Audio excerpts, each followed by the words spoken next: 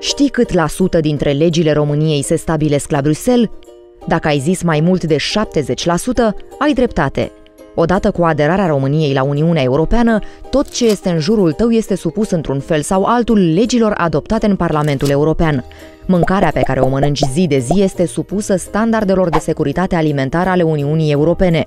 Încărcătorul telefonului tău mobil este reglementat de Uniunea Europeană. Costurile pe care le plătești pentru convorbirile în străinătate sunt decise la Bruxelles.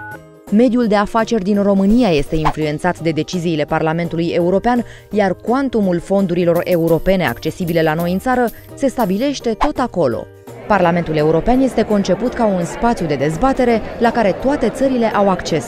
Reprezentanții fiecărui stat membru al Uniunii Europene sunt aleși prin vot democratic, numărul acestora fiind direct proporțional cu numărul locuitorilor acelui stat. România trimite în 2014 la Bruxelles 32 de membri din totalul de 751 de europarlamentari. Acest lucru plasează țara noastră pe locul 7 ca număr de mandate în Parlamentul European, peste state ca Belgia, Suedia sau Ungaria.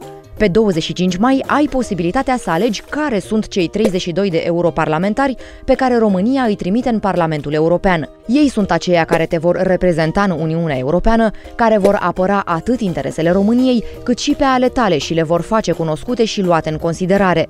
Ești partea unei populații de aproape 20 de milioane de români care trebuie să-și spună cuvântul în Europa. Votează! Contează!